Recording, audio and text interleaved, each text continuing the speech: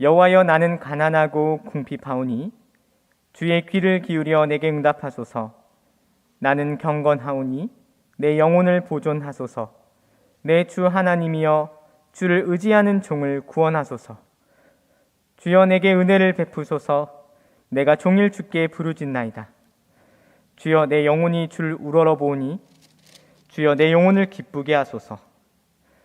주는 선하사 사죄하기를 즐거워하시며 주께 부르짖는 자에게 인자함이 후하심이니이다. 여호와여, 나의 기도에 귀를 기울이시고 내가 간구하는 소리를 들으소서. 나의 환난 날에 내가 주께 부르짖으리니 주께서 내게 응답하시리이다. 주여, 신들 중에 주와 같은 자 없사오며 주의 행하심과 같은 일도 없나이다. 주여, 주께서 지으신 모든 민족이 와서 주의 앞에 경배하며 주의 이름의 영광을 돌리리이다. 무릇 주는 위대하사 기이한 일들 행하시오니 주만이 하나님이시니이다. 여호와여, 주의 도를 내게 가르치소서. 내가 주의 진리에 행하오리니 일심으로 주의 이름을 경외하게 하소서. 주 나의 하나님이여, 내가 전심으로 주를 찬송하고 영원토록 주의 이름의 영광을 돌리오리니 이는 내게 향하신 주의 인자하심이 크사 내 영혼을 깊은 스올에서 건지셨음이니이다. 하나님이여, 교만한 자들이 일어나고 나를 치고 포악한 자의 무리가 내 영혼을 찾아싸우며 자기 앞에 주를 두지 아니하였나이다. 그러나 주여, 주는 긍휼히 여기시며 은혜를 베푸시며 노하기를 더디하시며 인자와 진실이 풍성하신 하나님이시오니 내게로 돌이키사 내게 은혜를 베푸소서. 주의 종에게 힘을 주시고 주의 여종의 아들을 구원하소서. 은총의 표적을 내게 보이소서. 그러면 나를 미워하는 그들이 보고 부끄러워하오리니 여호와여, 주는 나를 돕고 위로하시는 이신이다. 아멘.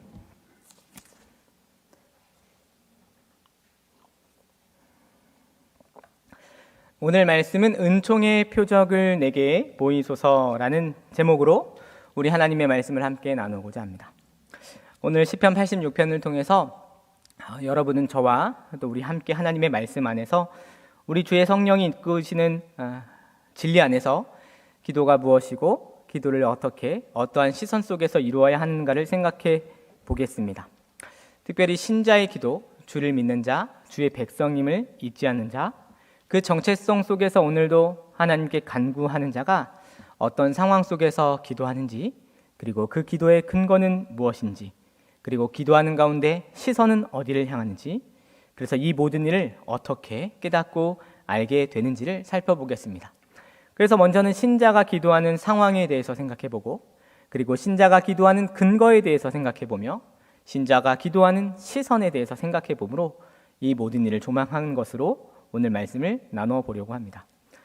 먼저 86편은 특별히 5가지 간구로 시작을 하고 있습니다. 1절에서 4절에는 주님을 향한 간구의 내용이 이렇게 나타나는데, 간구의 부분만 1절에서 4절을 떼어보면 이렇게 기록되어 있죠. 내게 응답하소서, 내 영혼을 보존하소서, 주를 의지하는 종을 구원하소서, 내게 은혜를 베푸소서, 내 영혼을 기쁘게 하소서. 사실 5가지 간구의 내용이 다르게 다채롭게 나와 있지만, 그러나 그 마음과 중심과 내용은 사실 동일한 그런 가치와 의미를 담고 있겠죠. 주여, 내게 응답하시고 보존하시고 구원하시고 은혜를 베푸시고 내 영혼을 기쁘게 하소서라는 다른 표현으로 나타나나 그 중심과 내용이 동일한 간구로 오늘 시편은 시작하고 있습니다. 그런데 우리는 질문합니다. 오늘 신자로서 또 당신의 백성의 정체성으로서 응답을 구하고 보존을 구하며 구원을 구하고 은혜 베푸시기를 구하며 내 영혼이 기쁘게 해달라는 기도를 할 때 신자는 어떤 상황 속에서 기도하고 있는가를 먼저 생각해 볼 수 있을 것 같습니다. 이 5가지 간구에 연결되어 있는 신자의 상황을 1절부터 4절은 이렇게 나타내고 있는데, 먼저 그 상황을 하나하나 그 4가지를 살펴보면 이렇게 기록되어 있습니다. 먼저 신자가 간구하는 상황은 가난하고 궁핍하오니 라고 기록되어 있고, 또 다른 하나는 나는 경건하오니 라고 기록되며, 세 번째는 내가 종일 주께 부르짖고 있사오니 라고 기록되고 있고, 네 번째는 주여 내 영혼이 주를 우러러 보고 있습니다 라고 기록됩니다. 오늘 신자가 기도하는 상황 네 가지는 무엇입니까? 가난과 궁핍, 그리고 경건하다. 이 말은 다른 말로는 주께서 은혜를 주신 자이니라고 표현될 수 있는 성도라는 말, 거룩한 자라는 말, 신실한 자라는 말로 표현될 수 있는 그런 단어인데, 가난과 궁핍, 주께서 은혜를 주신 자, 그리고 3절에는 종일 주께 아침부터 밤까지 낮과 밤을 우러러 주께 부르짖는 상황이며, 네 번째는 내 영혼이 주를 우러러보는 상황이다 라고 기록하고 있습니다. 어떤 상황입니까? 다 다르게 다양하게 표현하고 있지만 신자가 기도하는 상황에 대해서 우리가 생각해 볼 때 신자가 간구를 외치고 탄식하고 쏟아내는 상황은 사실 다 동일한 처지에 있음을 생각합니다. 그것은 무엇이냐면 시편에서 특별히 가난한 자라고 표현되는 신자의 위치와 연결이 되는 것인데, 그것은 무엇이냐면 어떤 물질적인 가난이나 질병으로서의 가난이나 아니면 고난 중에 있는 성도기 때문에 가난하다 말할 수도 있지만, 사실 시편에서 말하는 가난한 자의 핵심은 어떤 가난한 자이냐면 하나님 앞에서 하나님의 가난한 사람을 말하는 것이겠죠. 오늘 신자의 상황으로 얘기할 수 있는 동일한 지점은 무엇이냐면 신자는 가난한 사람, 곧 하나님 앞에 있는 가난한 자라는 의식을 가지고 기도하고 있음을 생각합니다. 그런데 오늘 이 기도를 하는 자가 누구입니까? 다윗이죠. 다윗은 어떤 이냐면 누구보다 주께서 세우신 일들에 있어서 명확한 약속을 붙들고 세워진 직임의 왕이었고, 뛰어난 통치를 이루었으며 하나님께서 그리스도의 영을 주셔서 때로는 그의 입으로 주님의 말씀을 기록하게 하시는 선지자 역할도 감당했고, 무엇보다도 하나님의 좋은 친구였던 자였죠. 자신의 정체성은 뛰어난 왕일 수도 있고 위대한 선지자일 수도 있고 하나님의 부끄럽지 않은 그런 친구도 있을 수 있는데, 오늘 다윗이 소개하는 자신의 기도의 정체성은 무엇이냐면 가난한 자입니다 라는 정체성을 밝히는 것이었습니다. 신자는 어떠한 존재이냐면 왕이지만 때로는 당신의 말씀을 맡은 자이지만 때로는 하나님과 동행하는 너무나 놀라운 친구로서의 역할도 하나님께서 세워주시지만, 그것을 자랑하는 것이 아니라 오히려 하나님 앞에서 가난한 자임을 부끄러워하지 않는 자가 바로 신자의 정체성이라 말할 수 있겠습니다. 내가 가난한 자이고 궁핍한 자이며 주님이 은혜를 주신 자여야만 하며 종일 주께 부르짖지 않고는 안 되는 자이며 영원히 주를 우러러 보지 않고는 안 되는 자임을 부끄러워하지 않고 밝히는 자가 바로 신자이고, 그런 자야말로 그 정체성으로 기도하는 것이죠. 칼빈은 오늘 이 시편의 주석에서 한 구절을 아주 멋지게 소개합니다. 어떤 말을 소개하냐면 우리의 탄식은 하늘을 관통한다라는 말을 표현했는데요. 우리의 탄식은 하늘을 관통한다. 그 한 문장에는 많은 정체성과 또 신자의 반응을 담고 있는 표현이라 할 수 있겠습니다. 탄식은 누가 합니까? 가난한 자, 궁핍한 자, 주의 은혜를 받아야만 하는 자, 종일 부르짖는 자, 그래서 주님을 우러러만 보고 있는 그 자가 바로 마음속 깊은 곳에서부터 자신의 처지를 안고 쏟아내는 것이죠. 영혼의 격렬함과 진지함이 그 반응으로 나타나 주님께 탄원하는 자가 바로 신자이고 그것이 기도인데, 칼빈은 어떻게 오늘 시편을 가지고 그것을 꿰뚫고 있냐면 성도들이 기도하는 바로 그 자리에 그 은밀한 한숨과 신음소리가 울려 퍼지고 위로 메아리를 치고 마음에서 올라가 하늘까지 꿰뚫고 있다라는 놀라운 기도의 자리를 소개하고 있습니다. 사랑하는 성도 여러분, 기도는 어떤 상황 속에서 할 수 있을까요? 신자는 언제 기도할까요? 놀랍게도 오늘 말씀은 우리에게 무엇을 소개하냐면 신자의 기도는 언제나 완전한 바닥에서 기도하는 것이고 철저한 결핍에서 기도하는 것이며 자신의 한계를 아는 자가 기도하는 것이고, 그래서 전적인 의존과 기대가 있는 자만이 기도하는 것이다 라고 말하고 있습니다. 신자는 그런 상황 속에서도 낙심하지 않고 지칠 줄 모르는 열성으로 계속 기도하는 것을 우리에게 가르치기 위하여 오늘 시편 86편이 신자의 기도를 소개하고 있는 것이죠. 신자는 언제, 어느 상황에서 기도할까요? 그리고 여러분은 언제 기도하십니까?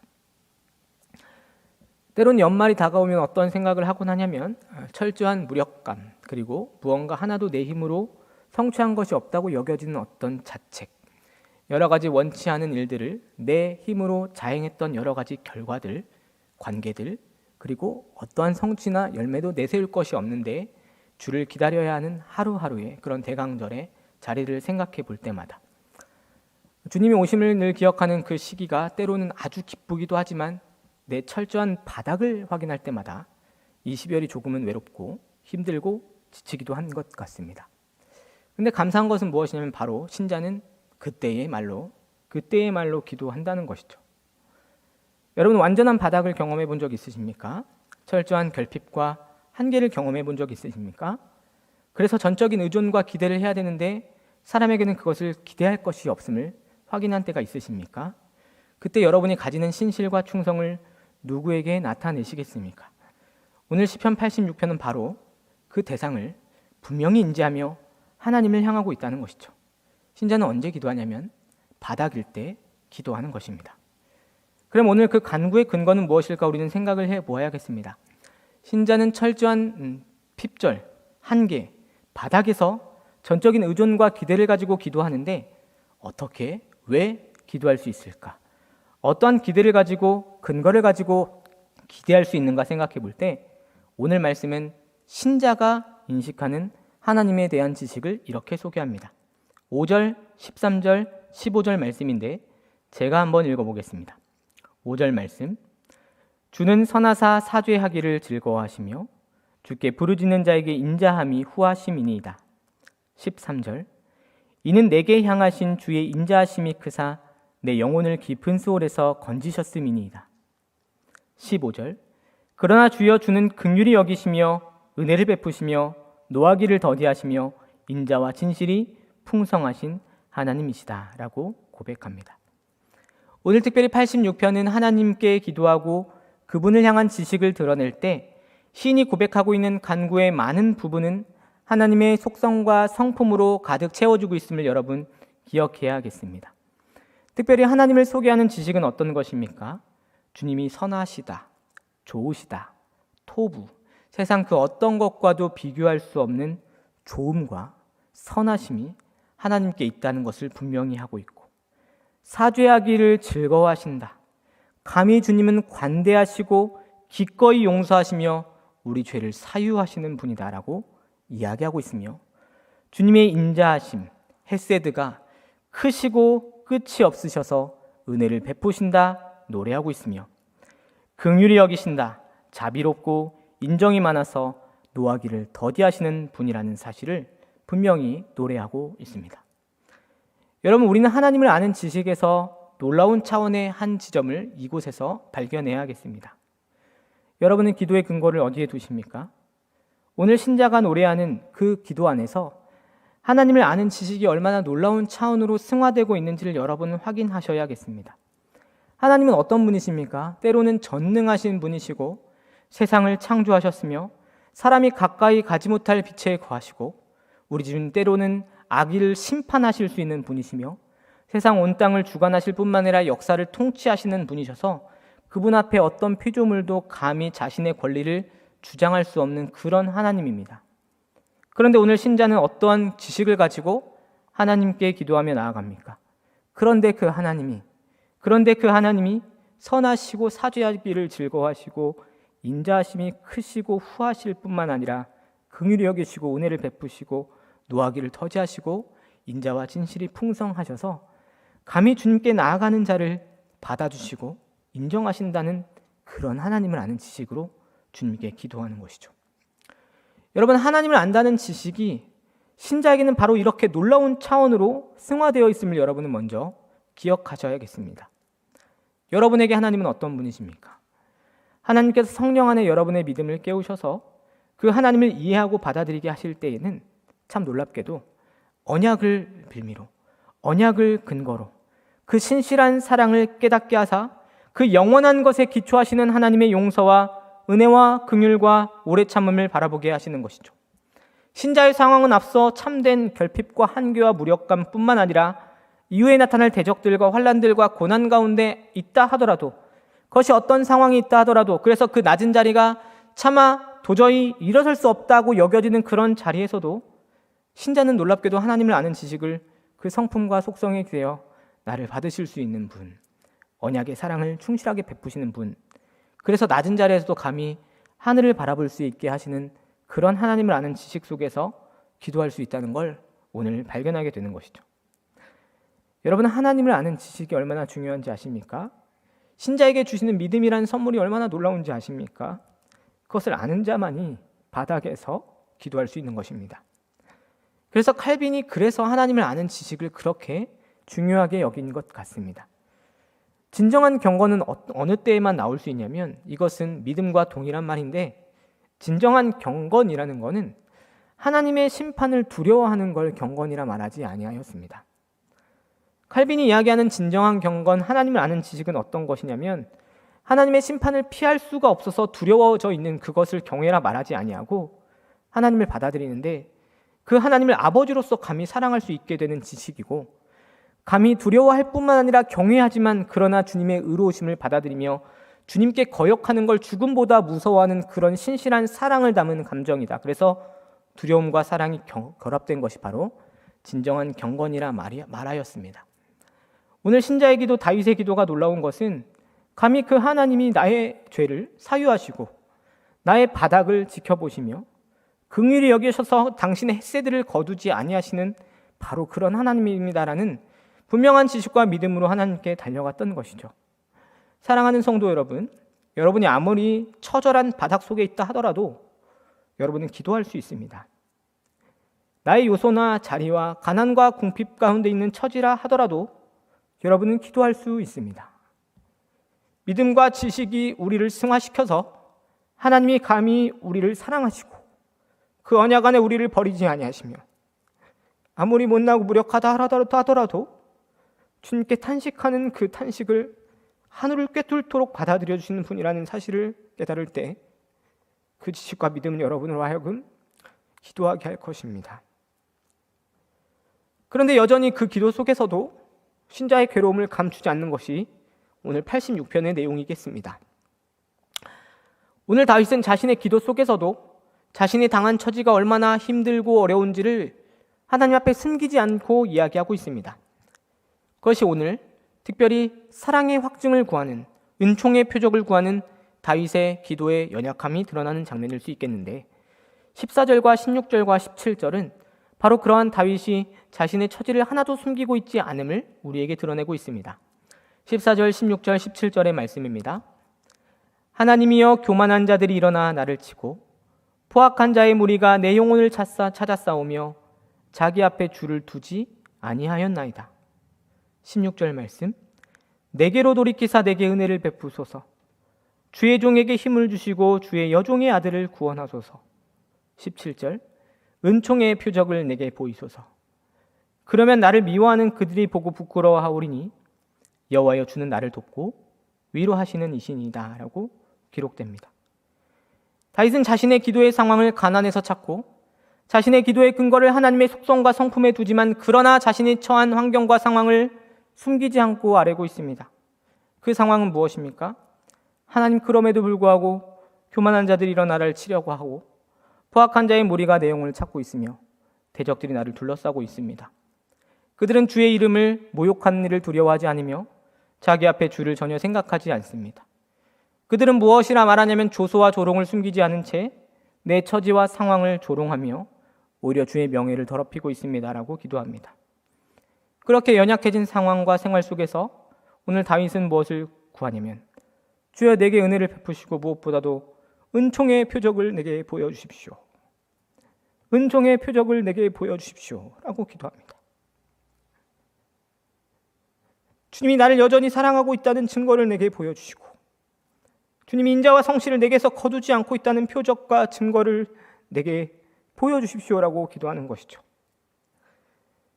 신자의 기도가 이 상황이 나아지지 않고 개선되지 않는 상황을 볼 때마다, 원수들과 악인들이 도리어 믿음을 조롱할 때마다, 우리가 처한 모든 상황 속에서 이 현재와 현실이 감당하기 어려운 짐이 돼서 사람들이 조소하고 조롱하는 일을 막을 수 없는 상태에 처할 때마다 신자는 그렇게 기도하곤 하는 것이죠. 은총의 증거를 좀 보여주십시오. 나를 사랑하신다는 증거를 좀 보여주십시오라고 말하는 것입니다. 브라이언 채플이 성도의 불행이라는 그런 책에서 앞서서 우리 이규성 목사님이 또 예화로 알려주시기도 하셨지만, 한 노년의 노인이 자신의 모든 삶을 다 정리하고 아주 초라한 집에서 자녀도 없는 채, 자녀도 없으니까 손주도 없고 가난 가운데 더 이상 세상 가운데 자랑할 것이 없어서 그렇게 시들시들 자신의 겉사람이 후패하면서 그렇게 죽어갈 때 끊임없는 원수의 공격이 찾아오곤 했는데, 그것은 무엇이냐면 내가 믿는 십자가와 그 사랑이 어디 있길래, 내가 믿는 하나님과 그 아들 예수 그리스도가 어디 있길래 그토록 초라한 모습 속에, 평상 속에 아무도 돌아보지 않는 자리에서 그렇게 죽어가느냐라고 조롱하는 조소와 시험과 악의 위험에 사무치듯 괴로울 때가 있을 때 어떻게 그것을 이길 수 있느냐라는 질문에 이렇게 대답했다고 하죠. 그때 나는 특별히 골고다에 세워진 십자가에 있는 하나님의 아들을 바라본다라고 이야기했다 합니다. 로마서 5장 8절에는 그 은총의 표적이 어떻게 성취되었는지를 기록하고 있습니다. 로마서 5장 8절 말씀입니다. 우리가 아직 죄인 되었을 때에 그리스도께서 우리를 위하여 죽으심으로 하나님께서 우리에 대한 자기의 사랑을 확증하셨느니라. 아멘. 모든 신자 곧 세상 가운데 자랑할 것도 없고 내세울 것도 없고 이 현재와 현실 속에서 조소와 조롱을 막을 수도 없는 신자의 모습 속에서 하나님은 이 은총의 표적을 내게 보이소서라는 다윗의 기도뿐만 아니라 신자 전체의 기도를 주님은 응답하셨습니다. 어떻게 응답하셨습니까? 감히 사탄도, 그리고 신자의 그 연약함도, 가난도, 궁핍도, 그 모든 것을 덮고도 넘칠 만큼 놀라운 위대한 은총과 은혜의 사랑의 증거와 확증을 보이셨는데, 그것은 무엇이냐면 신자가 아무 자격도 없는 죄인 되었을 때에도 그리스도께서 우리를 위하여 죽으셨다는 놀라운 골고다 십자가의 그 사랑으로 자기의 사랑을 보여주시고 나타내신 것이죠. 오늘 이 다윗의 기도는 영원한 현재를 살아내시는 우리 주 예수 그리스도의 십자가 아래서 참된 사죄와 은총의 역사가 오늘 우리에게 열렸음을 보이시고, 주께서 부활하셔서 현재의 약속과 미래의 완성에 오실 놀라운 생명의 약속을 오늘 우리에게 주심으로 그 십자가와 부활을 바라볼 때 바로 그 사랑의 확증으로 다시 딛고 일어설 수 있다라고 말씀하십니다. 이것이 기도의 힘이겠죠? 사랑하는 성도 여러분, 여러분의 처지와 상황을 돌아보십시오. 딛고 일어설 자리도 없고 힘도 들고 기도가 어떤 의미가 있겠느냐라고 무색해지기도 하고 무뎌지기도 한다고 여겨지십니까? 조롱과 조소가 끊이지 아니하고 교회가 이름과 명예를 잃는 것 같으며 세상의 힘과 권세와 부와 명예가 하나님의 이름을 모욕하는데 아무것도 막을 수 없다고 여기십니까? 그래서 은총의 표적과 증거를 내게 보여주십시오라고 기도하고 싶은 신자의 기도가 여러분 앞에 놓여져 있습니까? 그때 기도할 때 주님은 어떻게 말씀하시냐면, 놀랍게도 그 무시할 수 없는 약속의 성취이신 예수 그리스도가 오늘 우리 눈에 밝히 드러나고 있음을 보여주십니다. 십자가의 사랑보다 더 큰 은총의 표적이 없음을 가르쳐 주시고, 그곳에서 당신의 아들을 죽이시고 죽으심으로 하나님께서 우리에 대한 사랑을 확증하시고 증거 삼으셨다면 악인과 죄인들과 나아가 가난한 자라 여겨지는 신자들에게 그 모든 잎을 막고 무릎 꿇고 하나님께 경배할 수밖에 없는 놀라운 성취를 오늘 우리에게 보여주신다는 것이죠. 사랑하는 성도 여러분, 여러분이 하나님의 모든 것으로 사랑을 받았다면 그 확증과 표적으로 응답을 받아 다시 일어설 수 있지 않겠습니까? 오늘 신자의 기도 속에서 여러분 항상 그 마지막 시선이 언제나 무엇을 향하고 있는지를 좀 보아야겠습니다. 특별히 이 신자의 기도는 오늘 현재에 묶이지 아니하고 오늘 내 현재의 고난에만 당면하지 아니하고 이 상황을 딛고 일어서서 무엇을 바라보아야 하고 그 시선이 어디를 향해야 되는지를 가르쳐주고 있는데, 놀랍게도 9절 말씀에는, 이 신자의 기도의 가장 중심부에 있는 9절 말씀에는 이렇게 기록이 되어 있습니다. 다윗이 이렇게 기도합니다. 주여, 주께서 지으신 모든 민족이 와서 주의 앞에 경배하며 주의 이름의 영광을 돌리리이다 라고 기도합니다. 오늘 특별히 신자의 대표가 되는, 그 자리에 서서 가난과 궁핍을 경험하는, 그래서 항상 종일 주께 부르짖고 탄식하며 우러러 주님을 보고 있는 다윗의 눈에 하나님이 한 가지 놀라운 역사적 현장을 보여주십니다. 그것은 무엇입니까? 지금은 대적들로 둘러싸인 현재를 살아가고, 지금은 무력한 현재를 살아가며 가난과 궁핍에 빠져서 원수들의 조롱과 조소가 끊이지 않는 현재를 살아가지만, 오늘 다윗의 시선에 주신 하나님의 기도의 시선은 무엇이냐면, 모든 민족이 주님 앞에 나와 경배하고 주님의 이름을 영광을 돌리는 그 시선을 향하도록 이끌어 주셨다는 것이죠. 그런데 이 기도가 놀랍게도 요한계시록 15장 3절 4절에 그대로 인용되어 드러납니다. 요한계시록 15장 3절과 4절 말씀을 제가 읽어보겠습니다. 하나님의 종 모세의 노래, 어린 양의 노래를 불러 이르되, 주 하나님 곧 전능하신 이시여 하신 일이 크고 놀라우시도다. 만국의 왕이시여 주의 길이 의롭고 참되시도다. 주여 누가 주의 이름을 두려워하지 아니하며 영화롭게 하지 아니하오리이까. 오직 주만 거룩하시니이다. 주의 의로우신 일이 나타났음에 만국이 와서 주께 경배하리이다 하더라 라고 기록되고 있습니다. 오늘 모든 민족이 올라와서 경배하며 하나님의 이름에 영광을 돌리는 그 장면의 기도를 요한계시록 15장이 그대로 받아 오늘 노래하고 있는 것이죠. 그런데 특별히 계시록 15장에 있는 이 문맥은 어떤 상황이냐면, 짐승과 그 우상들의 수를 이겨낸 수, 곧 14만 4천, 곧 하나님의 백성들이 유리바다에서 검은 고로 노래하면서 주께 기도하고 찬양하는 그런 노래인데, 그 바로 세상의 종말의 끝에 나타날 일에 대해서 하나님이 이 노래를 무엇이라 표하냐면, 이것은 하나님의 종 모세의 노래라 라고 얘기하며, 이 마지막 날에 올려질 그런 노래는 바로 어린 양의 노래다 라고 말씀하고 있다는 사실이죠. 놀랍지 않습니까? 역사의 끝에 울려 퍼져 있는 그 노래는 다른 노래가 아니라 모세의 노래요, 어린 양의 노래, 곧 구원하신 하나님의 노래를 그 전 역사 속에서 경험했던 그 사건을 주님은 그 마지막 날에도 노래하게 될 것이다 라고 말씀하시는 것이죠. 모세의 노래는 어떤 노래였습니까? 홍해 바다에서 애굽 군대를 없이하신 사건이고 소고치며 노래했던 바로 그 사건이며, 어린 양의 노래는 바로 그 모든 구원에서 주님은 사망과 죄와 어둠의 문제를 해결하사 주님의 그 피로 당신의 백성들을 구원하신 놀라운 어린 양의 그 피, 그 의롭게 하심을 노래하는, 바로 그래서 그것은 십자가를 생각하게 하는 바로 주님의 의로우심을 노래하는 것이었죠. 그런데 놀랍게 그 계시록 15장에 나타나는 그 기도와 찬양은 누가 했던 기도고 찬양이냐면, 모세가, 하나님의 종이었던 모세도, 그리고 놀랍게도 오늘 시편 86편 9절에 있는 다윗도, 그리고 어린 양의 피를 아는 십자가와 부활의 산소망을 바라본 바로 우리도 그 계시록 15장에 있는 노래를 이미 당신의 말씀 가운데 누리고 하고 있음을 알려주신다는 것이죠. 사랑하는 성도 여러분, 기도는 언제나 우리로 하여금 우리의 시선을 바로 그 자리까지 이끌어줍니다. 그 시선은 바로 무엇입니까? 내가 이 현재 당면한 상황과 무력감과 어둠과 대적과 그 싸우고 있는 처절한 현장은 전혀 지워지지 않는 것처럼 보이지만, 우리의 시선에 눈을 들어 이미 이루었으나 아직 오지 않은 그 나라를 향하면서 그 성취를 바라보면서 우리의 눈을, 현재를 넘어서서 당신이 성취하실 그 언약에 기대는 그 시선으로 향하게 한다는 것이죠. 사랑하는 성도 여러분, 오늘 우리는 기도합니다.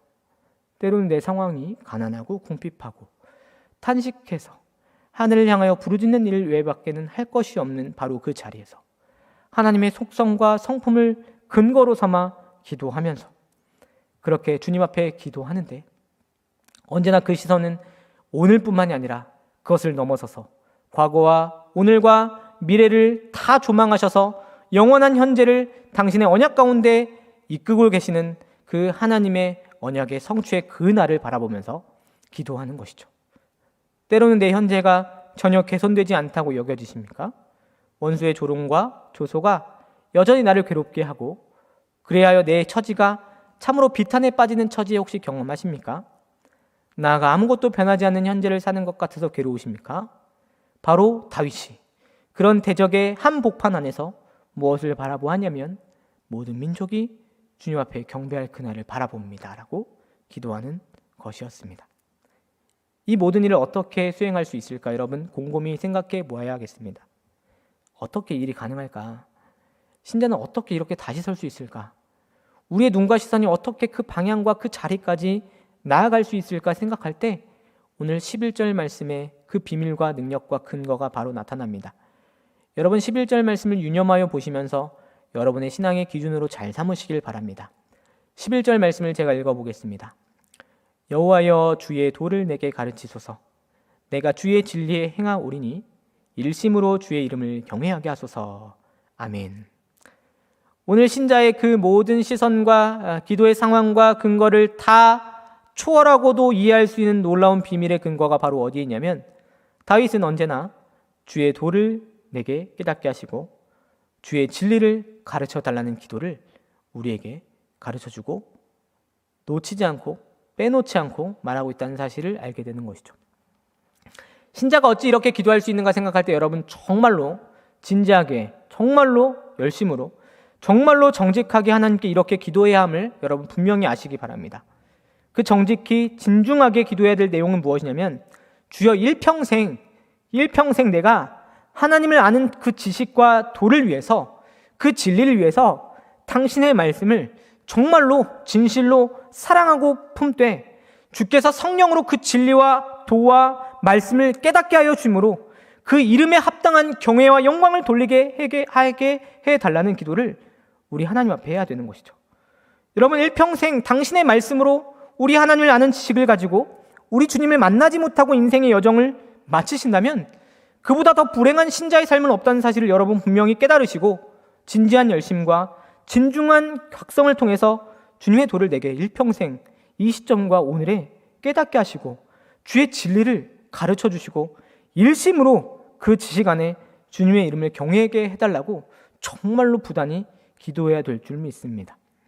말씀으로 만나고 누리는 하나님이 없이는 그 하나님이 멀리 느껴지고 두렵고 다가갈 수 없는 빛에 거하시는 하나님이지만 그 진리와 그 도를 분명히 가르쳐 주신 성령의 은혜로 깨닫고 나면 우리 하나님 없이는 살 수 없는 신자의 처지와 기도를 알게 되실 것입니다. 말씀으로 만나지 않고는 말씀으로 누리지 않고는 그런 하나님 없이는 여러분 신자의 모든 삶이 얼마나 허망하고 덧없는지를 여러분 깊이 생각해 보아야겠습니다. 이 시대를 돌아봅니다. 신자는 어떻게 기도하고 있습니까? 기도할 수 없는 이유가 너무 많습니다. 이래서 기도할 수 없다. 저래서 기도할 수 없다. 이래서 기도할 시간이 없고 이런 피곤함으로 무릎 꿇을 수 없다. 현대인은 바쁘다. 여러 가지 이유와 환경을 다 드러내면서 기도하지 못하는 상황을 말하고 있지만 오늘 신자의 기도 속에 기도하지 못할 상황은 없음을 생각합니다. 그 기도의 대상은 누구였습니까? 그 근거는 오직 아버지로 아는 하나님, 그리스도 예수 안에서 언약을 성취하신 하나님을 아는 지식의 근거를 가지고 기도하는 것이었음을 생각합니다. 신자의 기도의 시선은 언제나 어디를 향합니까?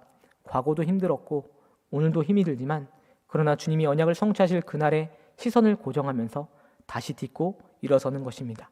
이 모든 일을 어떻게 진중하게 또 진심으로 깨달아 알기를 소망해야 합니까? 하나님의 말씀으로 가르치시고 깨닫게 하셔서 마땅한 경외와 영광을 하나님께 돌려야 하는 그 기도를 우리 주님께 드려야 하는 것이죠. 여러분 일평생 속에 말씀 안에 우리 하나님을 만나는 그런 기쁨과 은혜를 누리게 되기를 원합니다. 한 번 태어나서 한 번 죽는 것인데 하나님 한 번 만나봐야 되지 않겠습니까? 그 하나님 깊이 누리고 나면 두려운 게 사라지고 어려움이 없어지고 온전한 평안과 기쁨과 소망으로 그 핍절한 가난과 궁핍 속에서도 다시 일어설 수 있음을 주님이 밝히 알려주실 것입니다. 그것을 고대하고 기다리는 자리가 바로 우리가 성탄을 대하는 그런 자리일 수 있겠죠. 그 모든 소망을 성취하신 하나님의 아들을 우리에게 보여주셔서 사랑의 확증, 은총의 표적을 우리에게 허락해 주신 그 하나님의 역사를 여러분 바라볼 수 있다면 신자는 어떤 상황 속에서도 주님의 십자가와 부활 때문에 산 소망을 가지고 다시 일어서서 기도할 수 있을 것입니다. 오늘 그 86편의 기도가 여러분의 삶의 곳곳에 묻어나기를 소망하고 그 약속 붙들고 기도하는 그런 평생이 되어 죽는 그날에 우리 주님이 어떻게 나를 안아주시는지를 깊이 경험하는 참 신자의 기쁨을 회복하시기를 진심으로 축원합니다. 기도하겠습니다. 거룩하신 주님 감사합니다. 신자는 기도합니다. 가난하기 때문에 기도하고 궁핍하기 때문에 기도합니다. 신자는 기도합니다. 종일 울부짖지 않고는 할 수 없는 처지이기 때문에 기도하고 하나님이 은혜를 주신 자이기 때문에 기도합니다. 신자가 할 수 있는 일이라고는 하나님을 우러러 보는 일 외에는 없기 때문에 바로 그 자리에서 하늘에 계신 우리 아버지를 바라봅니다. 그러나 주님, 그렇게 기도할 때 우리에게 믿음을 더하사 하나님을 아는 지식을 허락하여 주심에 감사합니다. 하나님을 아버지로 아는 것이 얼마나 놀라운 일이고 주 예수 그리스도의 십자가와 부활 안에서 하나님을 아는 것이 얼마나 놀라운 지식인지를 깊이 붙들고 살아가는 신자가 되게 하여 주시옵소서.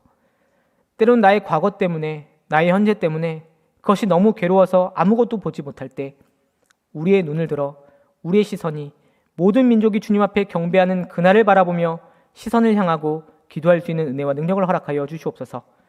일평생 한 번 태어나 죽는 그날까지 부단히 경주하면서 하나님의 말씀을 탐독하고 기도하며 붙들고 깨달아라 주의 도와 진리로 가득한 인생이 되게 하여 주시고 그 지식으로 우리 주님께 기도할 때 응답하시고 은총의 표적 곧 십자가에서 드러난 하나님의 사랑의 확증을 늘 경험하는 참된 신자의 기쁨을 회복하도록 이 시대의 교회들을 주께서 붙들어 주시옵소서. 우리 주님이 동행하실 줄 믿사오며 우리 구주 예수 그리스도의 이름으로 기도하옵나이다. 아멘.